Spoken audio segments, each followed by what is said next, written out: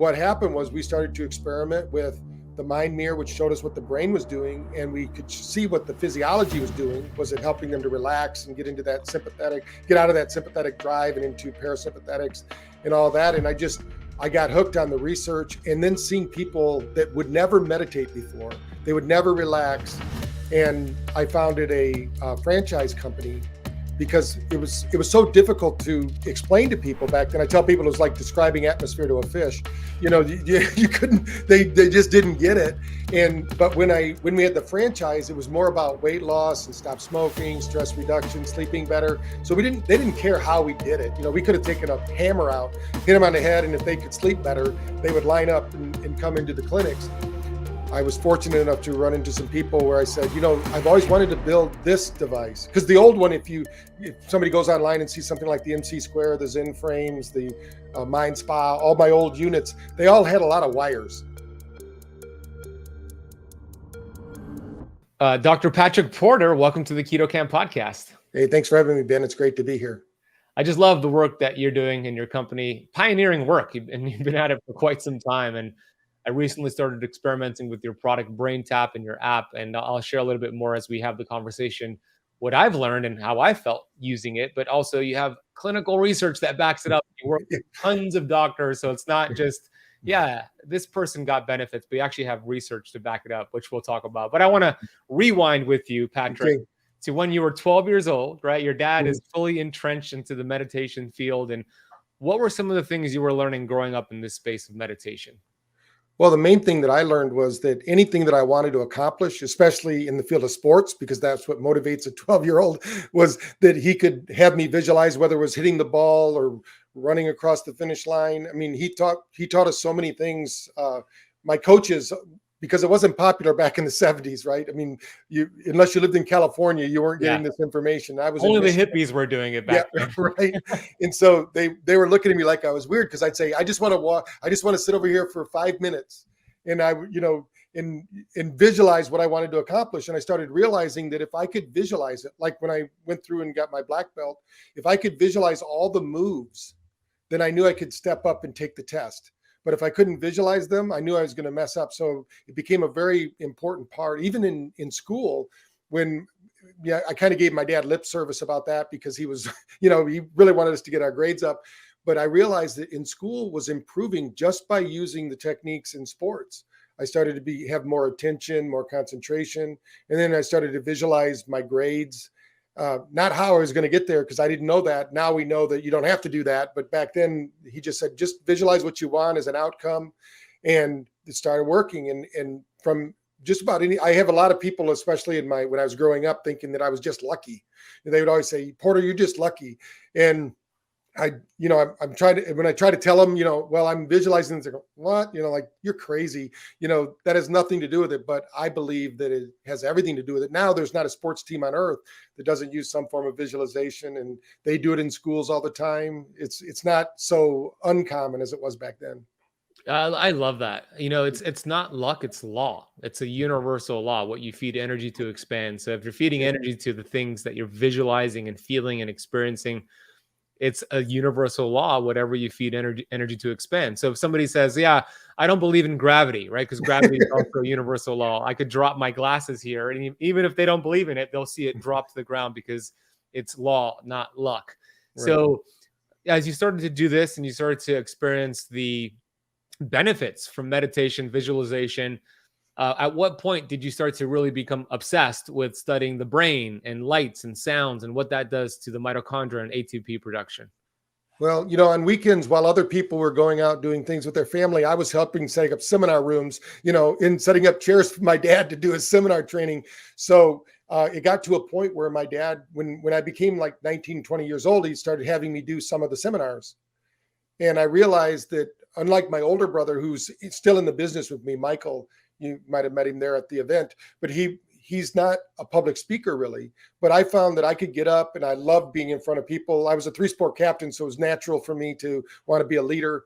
And I just loved it. And so I started doing it on the side. I went to school for electronics, and I wasn't going to do what my dad did. That was like craziness. But then I ran into a group in Vegas. It's a whole story that would take too long to tell here, but by divine guidance, I was directed to a group called Light and Sound Research, and they happened to have a piece of equipment called the sills. And the owner of the company died, and they didn't know how to get it to work. And I said, well, I have a degree in electronics. I said, where are you going to go after the show? It was in Vegas. And they said, well, we're going to go to Scottsdale. And I said, well, I have an office in Scottsdale. Why don't you come on over? And that's what I'm saying. It's like a divine coincidence or whatever. And they came to the office, and I reversed engineered it with them. We hired an engineer as well because it was beyond my scope, but that never stopped me. I was thinking I could do it, but EEPROM chips just came out, which is a piece of technology that basically it could take the place of me. This machine, you had to watch for skin temperature, respiration, heart rate. It was biometrics, not neuro. There was no neurofeedback back then. When I tell people that, they go, what? You were doing this before? How did you know what to do? There was only one tool where you could measure brainwaves. It was called the Mind Mirror. And I loved it. I mean, because it had electronics. I mean, I was in it, and what happened was we started to experiment with the Mind Mirror, which showed us what the brain was doing, and we could see what the physiology was doing. Was it helping them to relax and get out of that sympathetic drive and into parasympathetics and all that? And I got hooked on the research, and then seeing people that would never meditate before, they would never relax.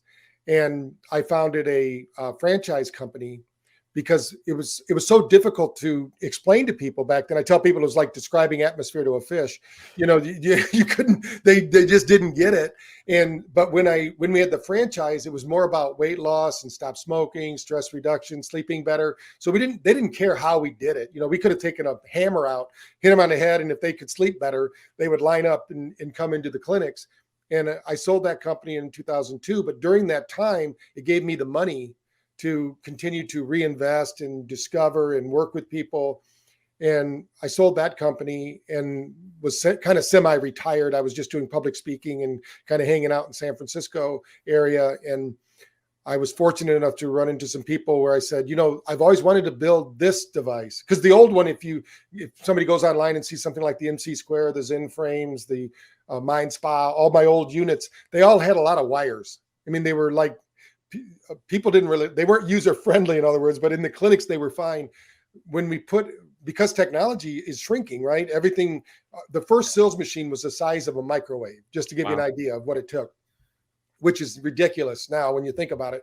But that's what it took to do it, because the one EEPROM chip was almost 3 inches long, just one chip. So, I mean, things were much bigger then, to get them to work. And but when I was able to compress everything, the whole technology is now in the headset, and with the app, with the advent of app marketing and using the app. We used to have to sell CDs and cassettes and things like that. That I could get rid of my warehouse, which was so nice, because I have over 1,000 products, and so I didn't want to. That was very hard, because one might sell really well, the other one might not sell at all, things like that. But online, if you can help one person with it, it's there. So I got excited because technology married really consciousness, and I was really into consciousness and how can I improve myself. And I had quite a few little, my first book, which hasn't been published yet, but I've written it, is called Shamanism in the 21st Century, because I had a few spiritual experiences that just woke me up to this reality not being the whole deal. There's a lot more. Now people are getting into plant-based medicine, so I'm not jumping into it with both feet yet, but I'm kind of, doing it with some researchers and finding some fantastic stuffs out there. So I think it's just all an evolution, and I was fortunate to be there with the electronic mind to do it. Yeah, and you've been in the space for quite some time. I mean, you started off as a kid, so you've seen a lot. You've seen a lot of the changes.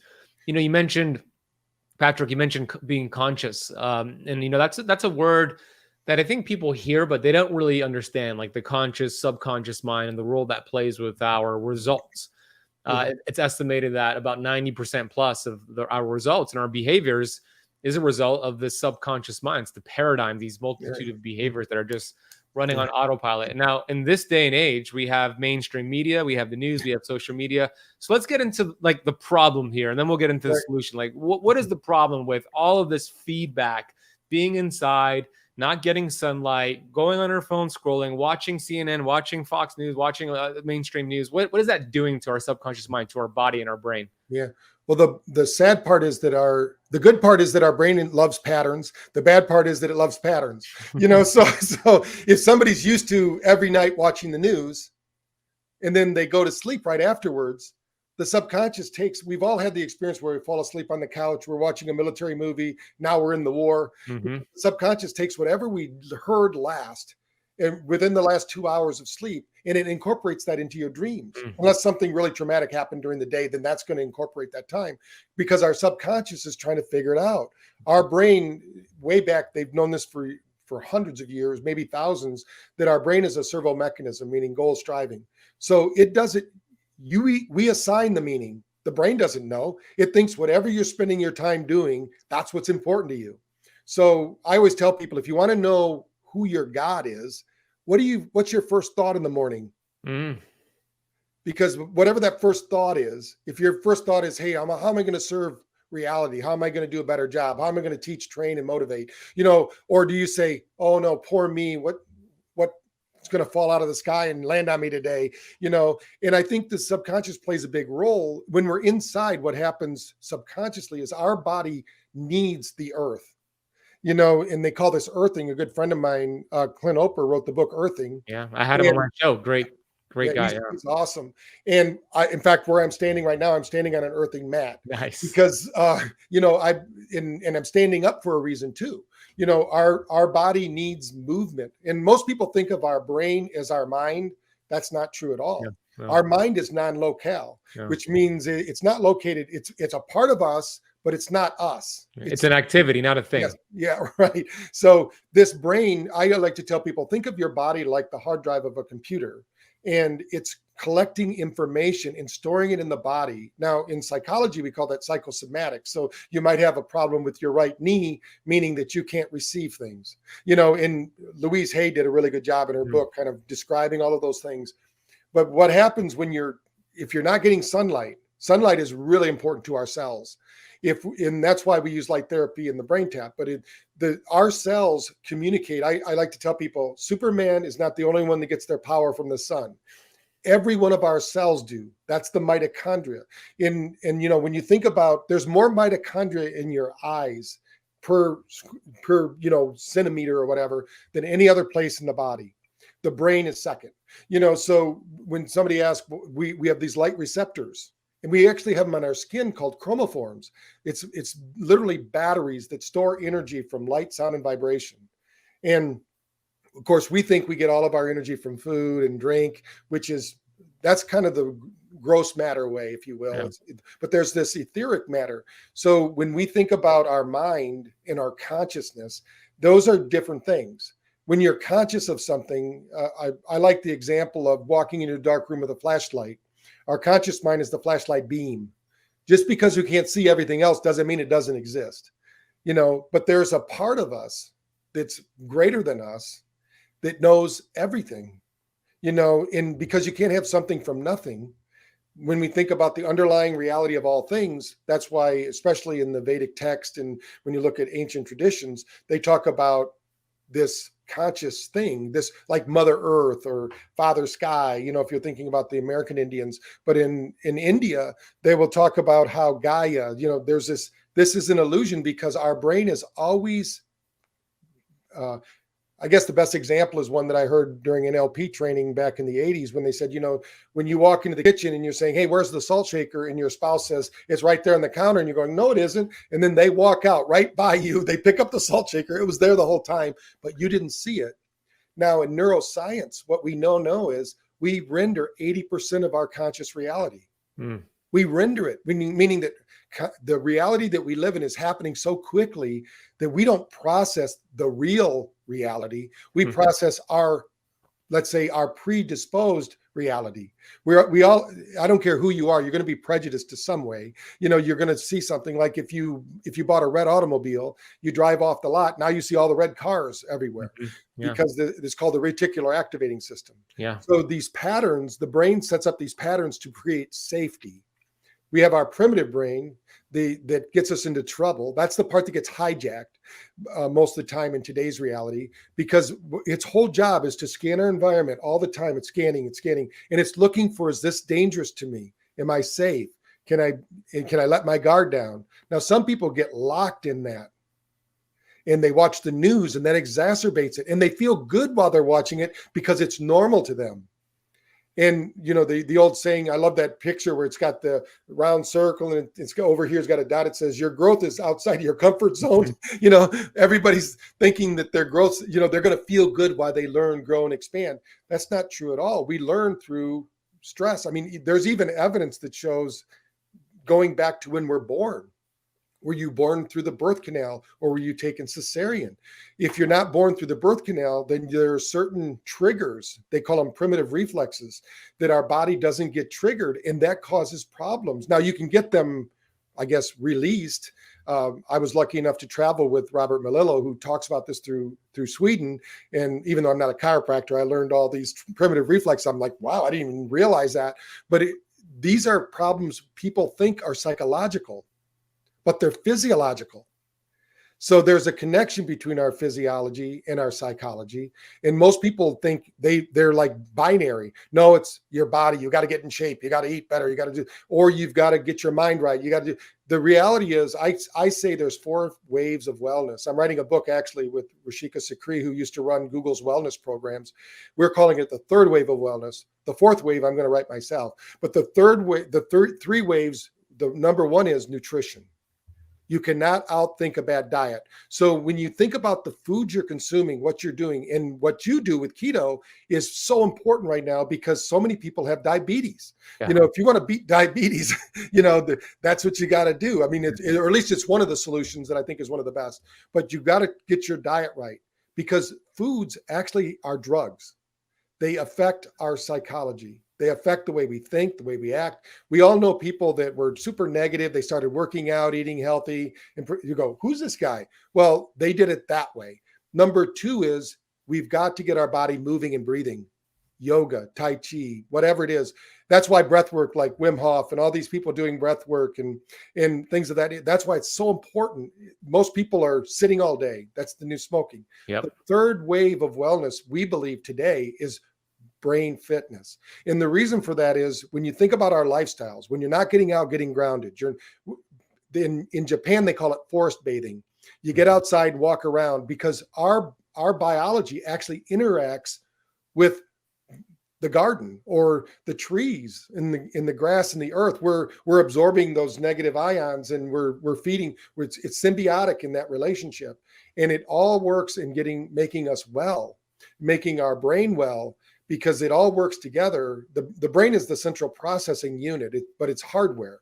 The software is who you are, which there's some arguments out there about if there is something else. But we know that they've done studies when people die. This is the one thing that blew me away. When there was a movie called Coma, and they showed all these people hanging on this weighted threads. That was actually an experiment they were doing to find out, do we lose any weight when we die? And they found out that we lose 3/4 of a pound. Everybody does. So what is that 3/4 of a pound? You know, that's the energy. That's us. Now, because energy can't be destroyed nor created, where does it go? You know, I don't have those answers, but I'm sure, certainly with the kind of life that people are living, when you think the only thing you have is a 60-inch television as your reality, and you don't know what to think until somebody tells you what to think. I think the biggest problem we have in the world today is people's lack of thinking. Everybody's being told what to think, but we need to train people how to think. And when you think about whether it be a keto diet, or you think about getting people to do yoga or Tai Chi or some kind of breath therapy, or getting to use BrainTap or some kind of meditation, these are things that should be taught in school. You shouldn't be waiting until you have I tell people, you can have your own breakthrough. You don't have to have a breakdown. You know, you don't have to wait till you're 30 years old or 39 or whatever it is that your biological clock breaks down and you start remembering that you're not immortal, at least on the physical level. You know, you want to take care of your body. So I think that what's happening the last 2 years is, if you want to make a population on a planet sick, you want to destroy all social fabric, you want to mismanage all moral compasses, you do exactly what was done to us. Yeah. And it's showing up. I mean, look at what's happening out there. It's just crazy. Yeah. Well, not us, but most people out there. Right. I hear you. What's the fourth wave? The fourth wave is spiritual. I think that we have to have a spiritual connection. If you don't have a spiritual compass, and I don't care what that is, you just have to know there is a power greater than you and I. I don't want to keep the moon and the stars in their place. There's a universal principle there as well, just like gravity. And these spiritual principles are coming from something or someone or some power that's greater than all of us. So usually when I'm talking with my clients, I'm talking like AA, because I did a lot of addiction therapy and things like that. So, but I was brought up Catholic. I don't care if you're brought up Jewish, whatever it is, you have to have some kind of, that's your moral compass, and unfortunately we're being trained out of that. We are. We're being, the 4 waves, I love them. Nutrition, right? It's, you're right, because when somebody changes their diet, they improve their gut health, and their gut is connected to their brain, so they actually think better thoughts and are happier in general. Movement and breath work, amazing. Brain fitness, we're going to dive deep into that shortly with your product, and a spiritual connection. Neville Goddard said, we are only limited by weakness of attention and poverty of imagination, right? It's exactly what you're saying here. Most people are not thinking. Mental activity is not the same thing as actually creating an original thought.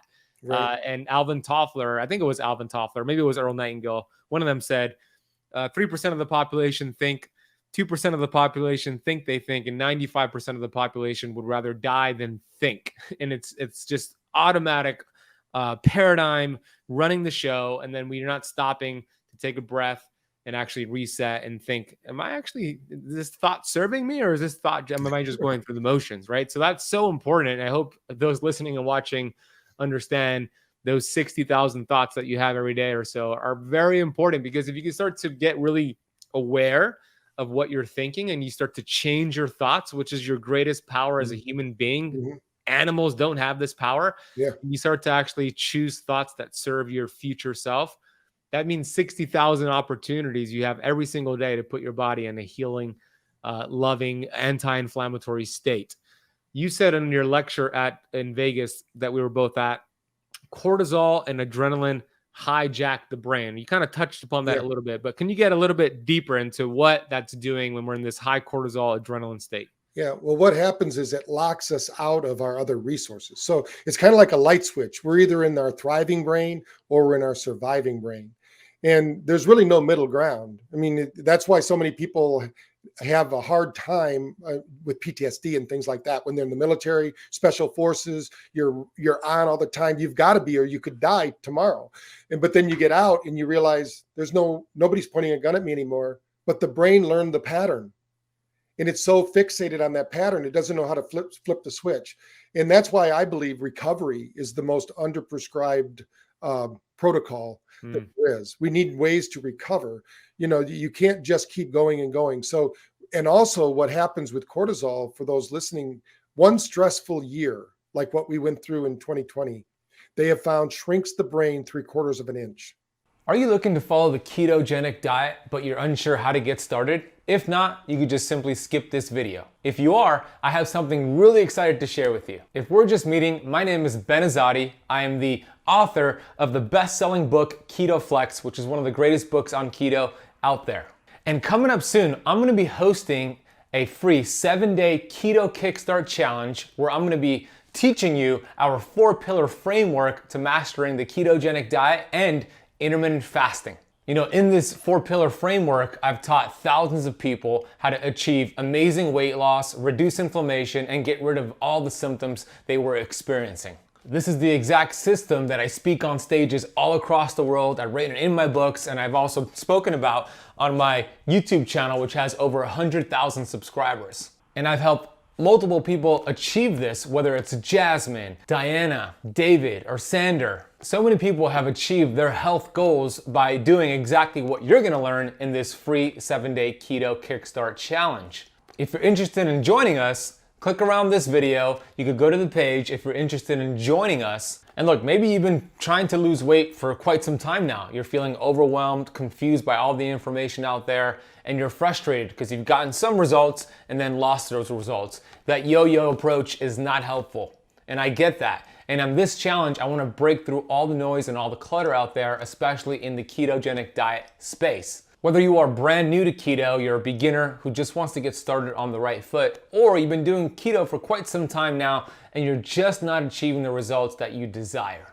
Well, that's what this free 7-day challenge is all about. I am so excited. Myself and the Keto Kamp team are actually going to be sharing our best tips and our best strategies for healing your body to achieve exceptional health results. This is really the information that I wish I had back when I was starting my health journey, when I was obese as a 24-year-old. If I had this challenge, it would have put me in the right direction right from the start. I mean, can you relate to going on Dr. Google, looking for strategies for weight loss, for health, for energy, how to get better sleep? It could be such a strenuous process. Not knowing which foods to eat, what are the best foods for energy, for fat loss, for vitality, how to pair fasting with keto, and how to do it for results that you see right off the bat. And that's exactly what we're gonna be talking about on this free 7-day Keto Kickstart Challenge. So I hope you can join to learn this 4-pillar framework from myself and the Keto Kamp team, which is something we normally sell for over $3,000, but you can get access to this 4-pillar framework for absolutely free. These are the exact strategies you need to make this year your healthiest and best year yet. So click around this video, visit the website, and I can't wait to see you on this 7-day Keto Kickstart Challenge. Jeez. Now, to put that in perspective, your brain shrinks 3/4 of an inch every night when you sleep, but you drink water the next day and it hydrates. Hopefully you're drinking water, good water, and it's hydrating. Yeah. And it's it's shrinking for a reason. It's shrinking for a detoxification reason. Yes. Yeah. Yeah. So but what happens is they've done autopsies on people that all they had was the brainstem left, and they were functioning like an average human being. They're probably one of those 95% that would do anything but think. I mean, when you think about cortisol and adrenaline, if you are adverse to pain, like you're an away from person, they would call it, where you run as fast as you can from anything discomforting, then you might have taken the vaccine because you thought it was going to protect you. Interesting. Because the pain of being out of the quote norm was too much. And that was driven by cortisol and adrenaline. If they know if you want to take over a population, the first thing you must do is create fear. Yeah. And like when I boxed or when I did martial arts and competitions and things, I knew as soon as I could get that guy angry, I won. Because they would not be thinking anymore. Anger hijacks that. When the Buddha said, "He who angers you conquers you," he was very, very true. And so our body, what happens, these when you're talking about, I think Bruce Lipton, he's the one they quote mostly, that says 95% of our biology is controlled by our subconscious. So when you think about it, everybody's spending all their time trying to change their conscious mind. And it's not you can't paint the room while you're cleaning the room. You've got to take time to settle in, get relaxed, figure out what you are thinking. Most people don't even know what they're thinking. When they say that 80% of those thoughts you're talking about are negative. Same thoughts from yesterday. Yeah. Yeah. And so you can flip that channel. You can flip the channel, but it takes work. You can make it easy by doing something like BrainTap, but you're still going to take work. It's not going to be a magic wand. And what happens is we're doing a study right now in Brazil, which is an incredible study. We have, when you do a drug study, you do it at three universities at one time, because usually only one is going to work. That's the truth of it all. And so we had this group in Brazil that wanted to take BrainTap into Brazil to replace opioids that they were becoming abused there, like they are in America. Yeah. And so they set it up. We have 3 universities doing the studies. All 3 of them are going to come back with phenomenal results. We've already seen the results of that. But what it is it's not the placebo. When you downregulate your nervous system with breath, relaxation, visualization techniques, light, sound, vibration, what we're doing, the body responds just as it would if you took a breath of air and your lungs take in the oxygen and breathe out the carbon dioxide. Your body knows what to do with those signals. If you're constantly bombarded with stress, I always tell people, and you probably heard it from when I was doing my talk, I said, if you're too happy, so if you're too happy out there, if you're too, you're too engaged, everything seems to be going right for you, and you just don't like that, turn on the news. Because immediately they're going to do one thing that hijacks our brain: when you take away hope. And this happened, if you're a parent, you can identify with this, because this was in the 90s, I was doing a book tour around the country with a book I wrote called Awaken the Genius. And my son was only like 11 years old at the time. And we pull out to go on the tour. We're going to be on the road for 2 years. Wow. And I'm going to homeschool him, and we're going to have this adventure. We're not even out of the town yet. And Alex is going, are we there yet? And just constantly. And of course you can say, we'll be there when we're there. And what happens is Alex gets angry and angry and angry. That subconscious is no more educated than a fourth grader. Mm-hmm. So you can't win when you argue with a fourth grader. Mm-hmm. So what I had to do with Alex was the next time we stopped, I told my wife, I said, bring out the map. I took out the map. This was before GPS. Obviously, it would be much nicer now. He could have just watched the map on the screen. But we took out the map, and I said, Alex, this is where we're at. I want you to tell me when we get to this city, this city, this city, this city. Now it became a game for him. He had outcomes, and he started looking at those little micro outcomes along the way. And so he did it for a while, maybe for about 45 minutes to an hour. Then he fell asleep, wakes up. Where are we at on the map? Oh, there's where we're at. Falls asleep again. Finally, we drive in there. He goes, that was fast, Dad.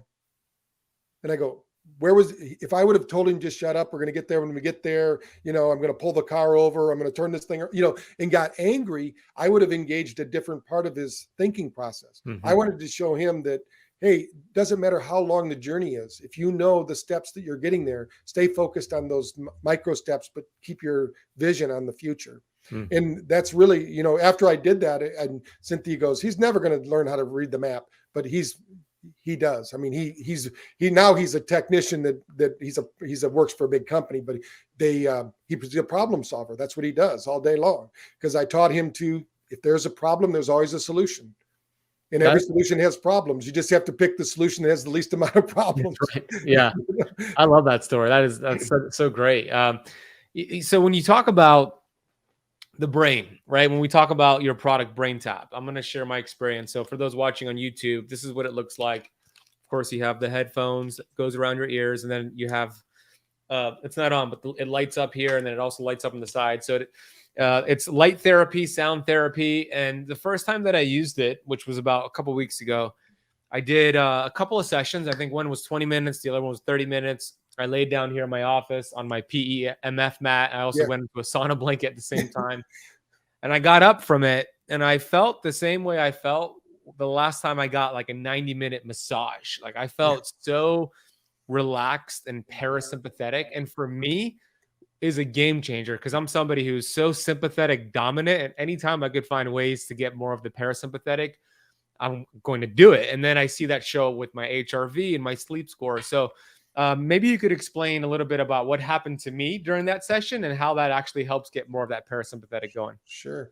Well, the main things that happened was you started to turn on the production of neurotransmitters, which happens in the gut.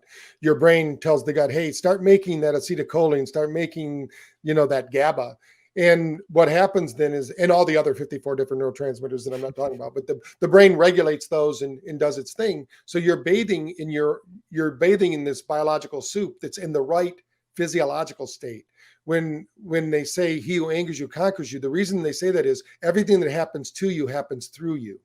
So while you're experiencing it, your body has to create a biological identity with that information. That's why words are so important. When you're talking about the words people use, they're creating biological elements that correspond to them. You don't just see something, you actually create a chemical relationship to that. So while you're laying on the mat, your eyes are closed, we're going to first trigger what's called retinal flashing. With your eyes closed, your brain, those are brain frequencies in the head, in the front of it. And it's 470 nanometer light. It's very low. When they call ingrams of light energy exchange, it doesn't even pass through your eyelids when they're closed. But blue-eyed people, like you're a little light-eyed, you might not need as much light because you bring in more light just naturally. But we're doing that because the eyes are not just attached to the brain. The eyes are brain matter. So if we want to use photobiomodulation, we can start feeding the brain energy. And what light does, for those that aren't familiar with that process, is the light is absorbed by the hemoglobin and as an energy charge, and it circulates through the bloodstream until it finds a cell that's about to die, apoptosis. And then if it can get there before it dies, that cell will exchange its death throes, let's say, with energy. It'll take the energy from that photon, the Krebs cycle starts up again, and it instantly starts making ATP. So basically, light brings energy to the brain in our case, but it could be anywhere. It's going to circulate through the body. Now, what happens then? Now, that's at a certain frequency. So let's say that we want to get you to an alpha session, was probably one of the 30-minute or the 20-minute one you listen to. So that's going to mimic you going to sit by the ocean. Now, we can't take you to the ocean, but what we can do is we can create the frequency response of the ocean by using light, sound, and vibration. And because we are a bundle of nerves and sensory-based systems, our sensory-based system gets overridden. That's why they call it hacking, I guess. We didn't know that in the 80s. We just thought it was helping people meditate. But to use an example, I always like taking ancient traditions and turning them into modern technology. So in the ancient times, you would look at a candle. And when you're looking at that candle flash, that candle's actually flashing at 10 hertz frequency. It's creating alpha. So if you meditate to it, your brain is doing the same thing as the BrainTap.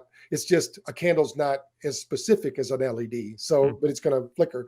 But we've all also been, most of us have been on a romantic getaway where we're there with our significant other. We light a fire and everybody starts getting a little frisky. That's because that fire is also burning at 10 hertz frequency, and it creates the main neurotransmitter that is produced during alpha activity is acetylcholine, which is the feel-good neurotransmitter. It also is the one you get when you fall in love a lot of times. So it's one of those. So you start feeling this connection.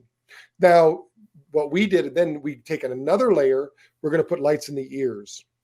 And I'll talk about the sound in a moment. But the light in the ears is actually not solid light. It's actually flickering and changes every 2 minutes to a different Nogier frequency. What Dr. Nogier did was he realized there's different regions of the ear that you could put acupuncture points and put a frequency of sound in, and it would alter the body's biological system. So but what we know with photobiomodulation is all we have to do is bathe the area, and the path of least resistance is going to be given to the energy. So the energy is going to run through the meridians of the body, which is part of what we can test with our NeuroCheck technology. We can show the blockages in the nervous system, and we can show how photobiomodulation opens those up. But then on top of that, that frequency is basically telling the nervous system, stop stressing. Unlock that sympathetic drive. And we call it sympathetic escape, by the way, because the body escapes in there and it doesn't do anything. It's kind of like hiding in a cave.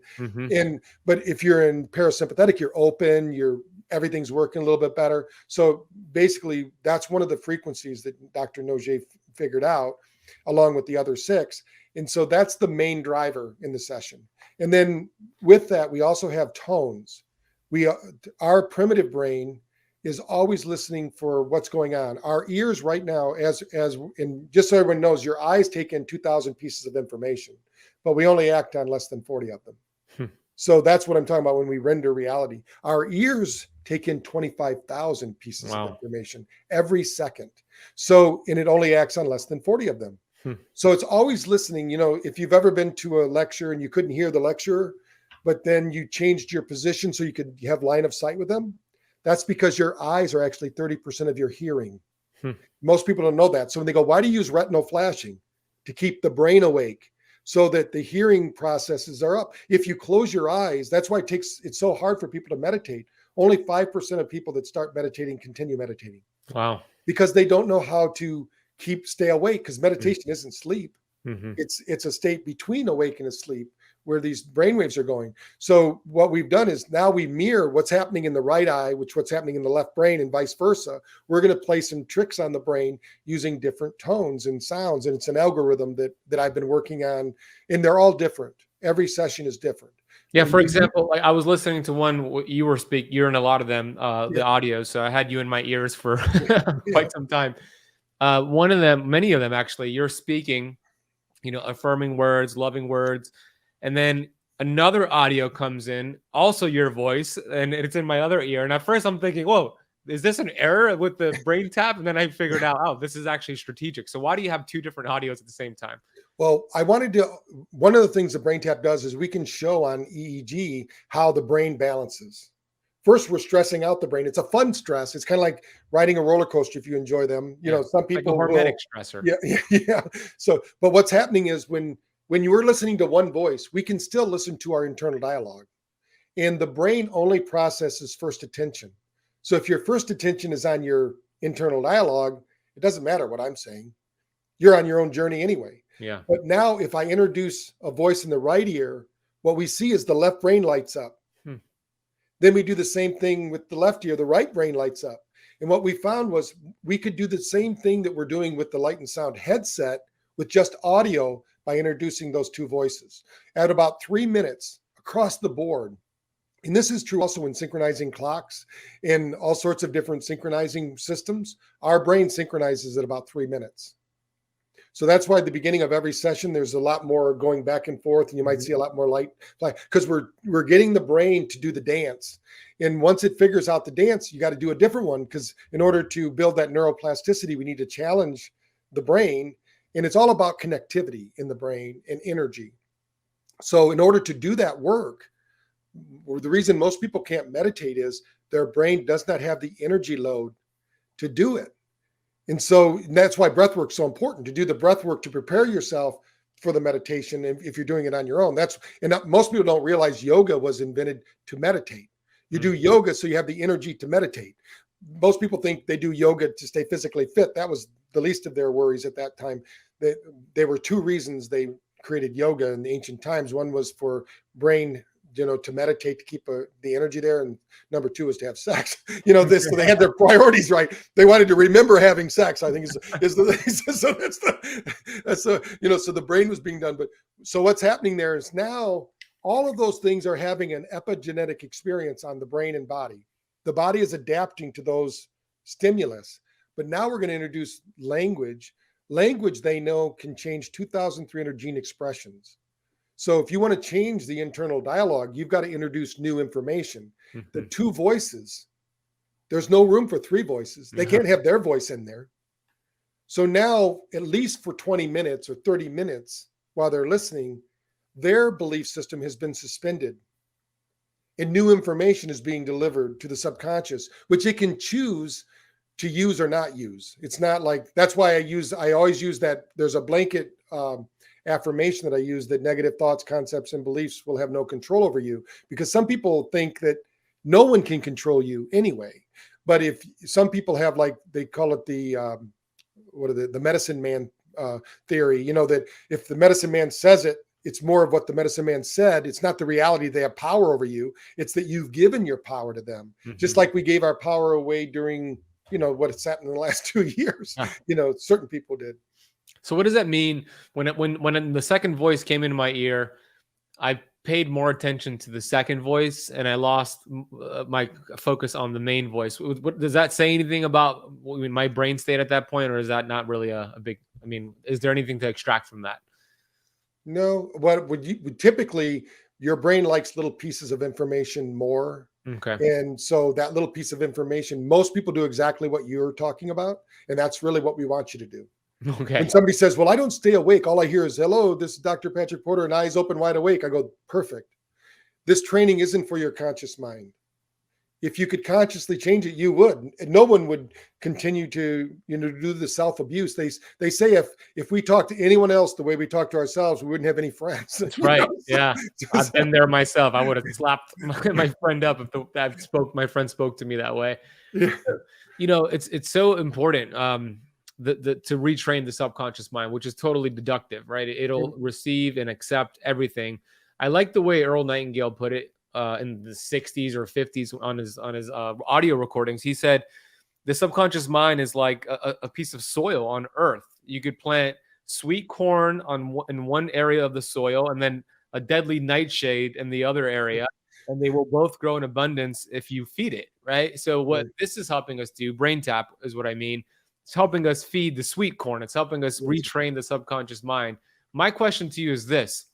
A lot of people are going through this cell danger response where we now know the mitochondria not just mindless energy producers. They're actually surveillance systems. And when they have determined this wartime environment, Dr. Robert Navio calls it, versus peacetime environment, it goes into the cell danger response, where it starts to produce less energy into the survival mode, similar to what you explained. I've seen this a few ways. I've seen this with somebody who has overcome like a heavy metal toxicity, mold exposure with myself. I overcame this environmental toxicity issue and I detoxed it out of my body. And then I would go into an elevator. Someone would walk in with perfume, and then my body would go into this like, oh my gosh, like sympathetic, like I'm gonna freak out. Like my mind goes into this place, and I had to retrain my limbic system. And actually say like, you're safe. This is here to cure. This is here to support you, and just kind of retrain my mind. Now we see this with like COVID long haulers and people who got PTSD. So what can BrainTap do to help people in this situation? This is really important. I mean, what happens is we have them. It's like watching an old TV where you have a ghost of the last movie you watched that's on there, and it triggers. We live in a graphic user interface reality.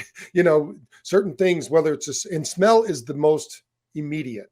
Mm-hmm. In fact, for those wondering, if you can't smell peanut butter, for instance, you are 10 years away from dementia and Alzheimer's. It gets that specific. So smell is a big trigger, like you're talking about. But there's triggers that we see, right? There's triggers of sound. Like somebody has PTSD, they can't sit with their back to the door because they have to see things coming at them. So I think what BrainTap does is all of our sensory-based systems, and I'll just use an example of a phobia, because that's what this is. An allergy is a phobic response to the immune system. It overproduces white marker cells. So think of white marker cells like the U.S. Navy, or better yet, like Navy SEALs. They're killer cells. That's what they do. They're trained to do it. But if they don't have anything to kill and they're in a bar together, they're probably going to fight each other. Mm-hmm. And that's what's happening. We're overproducing because of fear. And that psychological fear is creating a physiological destruction to our body. They call it psychoimmunology. So your psychology affects your immune system. That's your gut, because your biggest brain isn't between your ears. Your biggest brain is in your gut. There's more neuron connections in your gut than there are. I tell people the brain between your ears is more like a Google tablet. It doesn't do anything. It basically processes data, but your real brain is in your heart. We have 40,000 neutrino cells, and that controls the show. That's why if somebody's heart's not in their life anymore, in their job, there's more heart attacks on Monday morning than any other day of the week. Yeah. So what I tell people, what BrainTap does is takes these three brains and gets them coherent. They have to be communicating.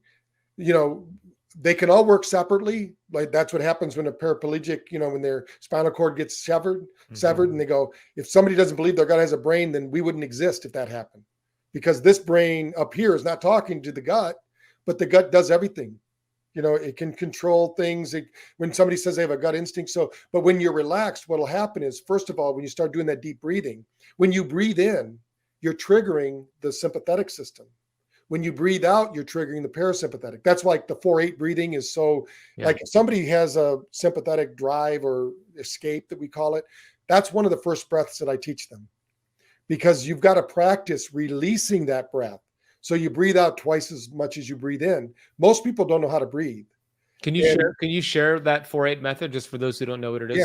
So it's very simple. You can practice at night when you're going to bed, just when you're laying on your back. You breathe into the mental count of 4. Notice the stress response. You'll start to feel some anxiety. That's perfect. Then connect that breath on the breath out 8. Slowly breathe out to the count of 8. You'll feel a release because that turns on the parasympathetic system. And if you want to take it another step, you continue this breathing and you visualize the different parts of the body unwinding. They say our body is like electric coil. It needs to be unwound. Most people go to sleep and their body's so wound, so tight, they actually are grinding their teeth at night while they sleep. They wake up more tired than they went to sleep. It's because the body is an energy system.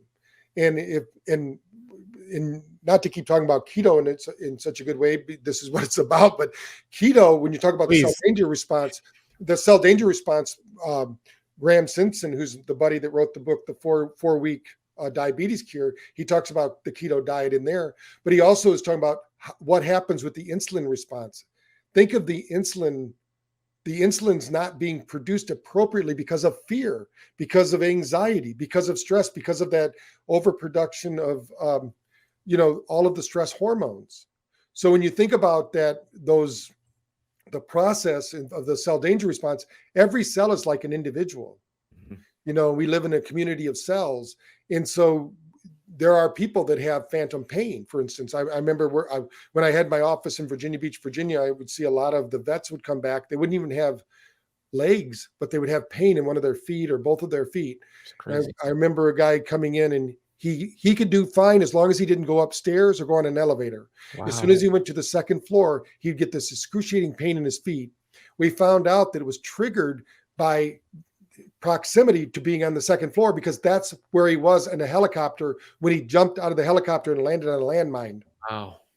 As soon as he unwound that in his brain and took it offline, the pain went away. Because believe it or not, pain only happens in one place in the body. It's in the brain. It doesn't happen in the limbs. That's just the signaling system. It's kind of like somebody saying they're tearing apart their radio, and their parents go, "What are you doing? Why are you tearing that apart?" You go, "I'm trying to find the guy who's talking." That's the body. People keep tearing it apart. There's nothing in there. The more you look, there's nothing there. It's something. It's coming from somewhere else. That's how Wim Hof is able to do an hour in ice bath and cure himself of pathogens, and is using his brain. He's mastered that. Yes. Interesting. So what about those who, HRV, heart rate variability, something that I think everybody should track and get your baseline, because we're all going to have different baselines, and there's a genetic component to it. But get your baseline of your heart rate variability, which is a good marker of how well you are tapping into parasympathetic and sympathetic, or are you too much sympathetic? You call it sympathetic escape, you said. Yeah. How does BrainTap help with HRV? Because in my community, especially my Keto Kamp Academy members, a lot of them, we have this conversation because they have Oura rings, and they're like, "Ben, I've done so many things to try to get my HRV up. I get 28, 32, 38. Like, how do I continuously They use BrainTap, they're going to see it skyrocket. I mean, that's the one thing. We actually developed a tool called the NeuroCheck, which uses HRV as one of the parameters, because we show how that's what I'm talking about. When you talk about heart coherence, it's really gut, heart, brain. Those are the three hearts. So those three brains are in harmony. And one of the things that we hear all the time, whether they're using the Oura Ring, BioStrap, we've done research with both of them, and they'll get a phenomenal result, especially in sleep scores. And that's a misnomer too, the way people think about sleep.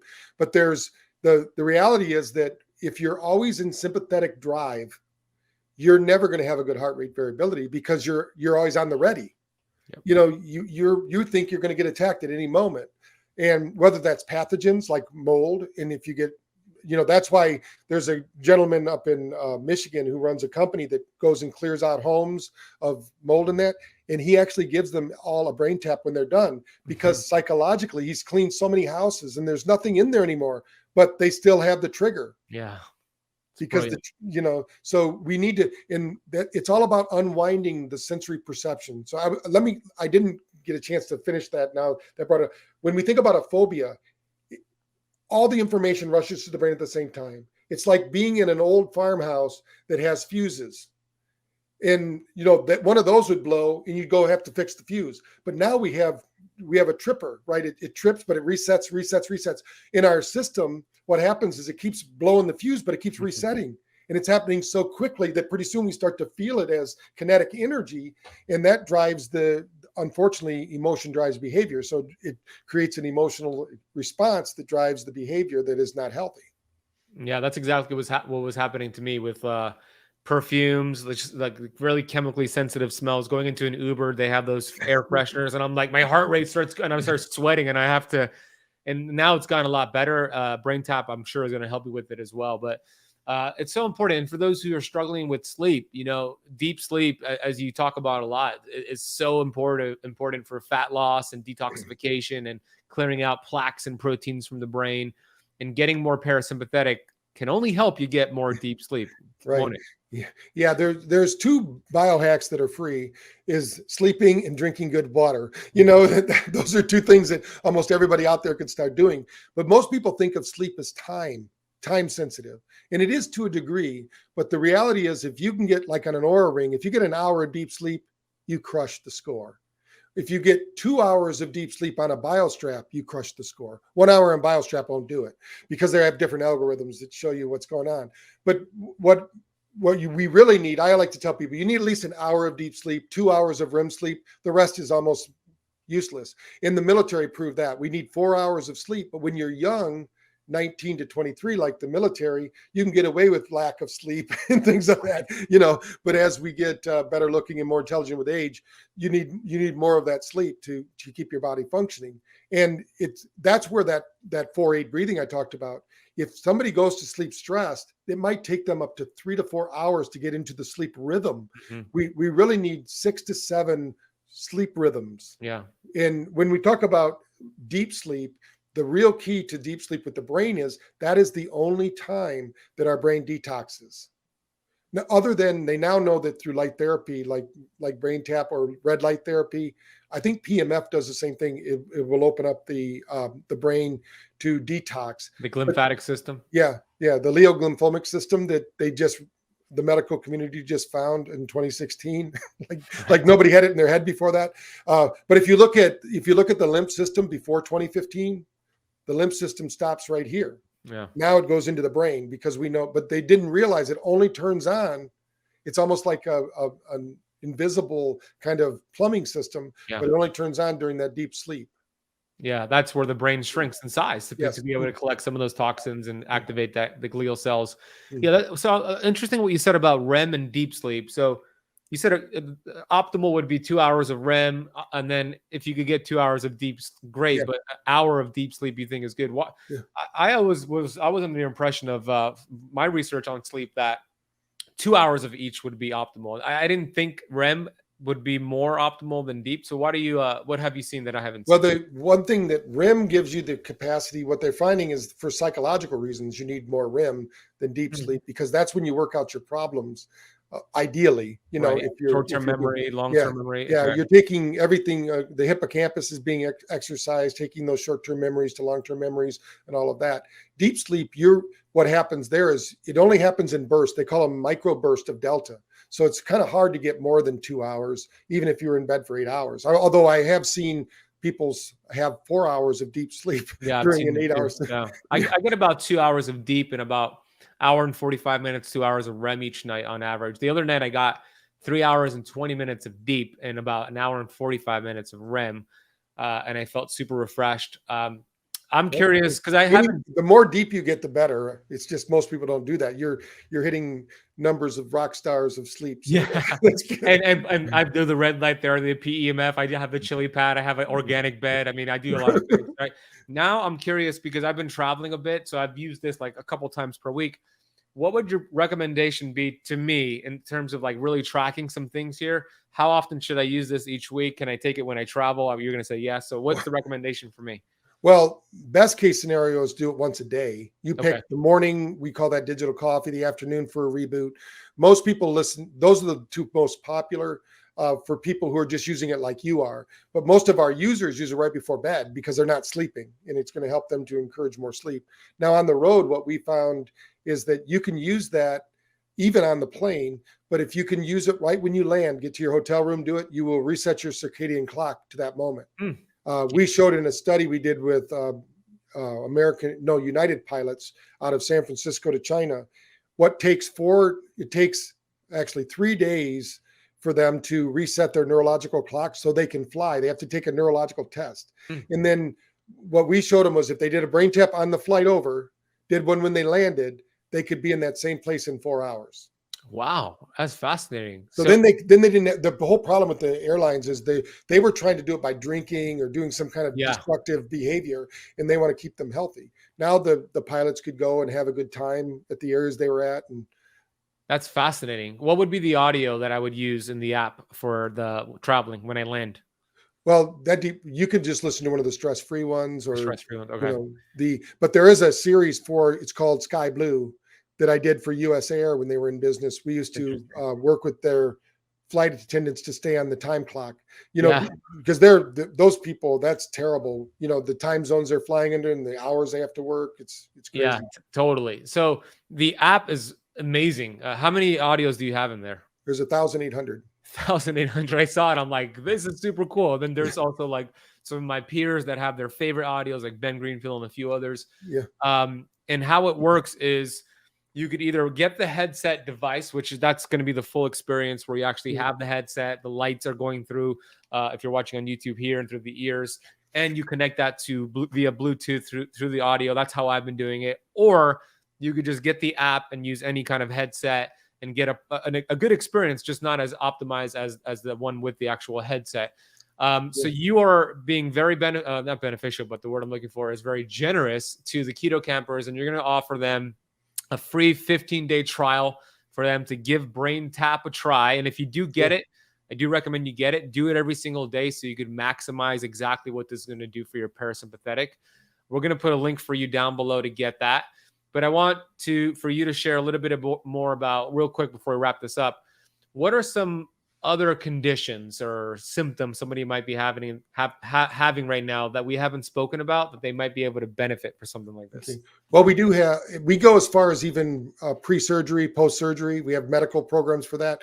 We have sports programs for golf, basketball, football, Sports Zone, the ones I worked with the U.S. Olympic teams with. And then we have sessions for, better sleep, mind over menopause, weight loss too. Yeah, weight loss, stress-free childbirth. We actually have a keto series that's on there. So, and it just basically keeps people focused on, because I needed it for myself when I started to learn about keto, and it has really helped me. I started keto actually at the time of when all this craziness happened. I lost 35 pounds. Wow. So I really like it. So how does the keto series work? How does that work in the app? I haven't listened to that yet. You just listen to it, and it's going to tell you about it doesn't tell you what specific keto diet to use. It's just basically motivating you to stay on track with whichever diet you choose, and prompt you to make healthy choices, and basically keeps the main principles of keto, in the forefront. So if they get tempted by a banana or something or whatever, that'd probably be a healthier candy bars or something. Option than a bar. Yeah. So it's called top of the mind awareness. So if you focus on something, like you were saying earlier, if you focus on it, it's going to grow. So if your focus is, when somebody starts, and just use the keto diet as an example, they started it for a reason. It's like falling in love. You get that honeymoon effect. Unfortunately, after the honeymoon, what makes it stick? Love doesn't last unless you work at it. Mm-hmm. So the same thing's true with any way of eating and things of that nature. So, I'd love to have you listen to it, and if we can update it, I'd love to just partner with you on it. Get a. I did that myself, so I'm not a keto expert. I'm a keto, advocate. So it would be good. You'll notice most of my sessions, I went out and found an expert. Yeah, I have noticed. I'd love to. I could even get you the scripts, and you can tell me how you would update them. So yeah, sounds like a plan. I'll listen to it. I'll take some notes. Maybe it'll be my voice in there. If the keto campers want to see that or hear that, let us know. Leave a comment if you're watching on YouTube. The bottom line is this. I mean, this conversation is one of the most important ones we've had on the show. We're 400 episodes in. And I say that because you could be doing keto perfectly, macros perfectly, have the greatest fasting schedule with your fatty coffee, all the supplements in the world. But if you're not doing the inner work, if you're not working on that inner size, it doesn't matter what happens externally, because it's what's happening on the inside that matters. This is fundamental. And there's only two ways, at least that I know of, to change your paradigm. You could either change your paradigm through an emotional impact, like 9/11 for a lot of people was an emotional impact, and it changed the way people thought. Me losing my dad, emotional impact, changed the way I thought. That's one way to change the paradigm. Or spaced repetition on a day-to-day basis of actually applying this information, just consistently applying it. That's another way, and this is a much better option than going through an emotional impact. So if you want to change your paradigm and change your thoughts and change your life, this is one of the best tools out there. I believe you can do that because there's so many things out there, but this is backed by science, and you have it on your website, which is braintap.com. So I encourage all the keto campers listening, watching, get the link down below. It's a free 15-day trial. Maybe you upgrade to get the headset. Maybe you just stick around just with the app and your own headphones, but give this a shot. It'll make a big difference for you. Final words, Patrick, that you want to leave for the keto campers? Well, I think just to know that any brain at any age can improve. no matter what anybody tells you. We've taken dementia patients off dementia in 6 weeks. So there are your brain is an incredible tool, and the quicker you start using it, the better and more efficient it's going to be for you. Amen to that. Patrick, thanks for your many, many years of dedication to this field of research, and just amazing to me. I love what you bring to the table from an energy standpoint, and your energy, your attitude and enthusiasm, but also the research and all the work you're doing across the world. I love BrainTap. I love the product. I appreciate you coming on the show and sharing with my audience today. And I look forward to potentially upgrading the keto part of your app and doing some more collaborations with you guys. So thank you so much, Patrick. All right. Thank you for having me, Ben.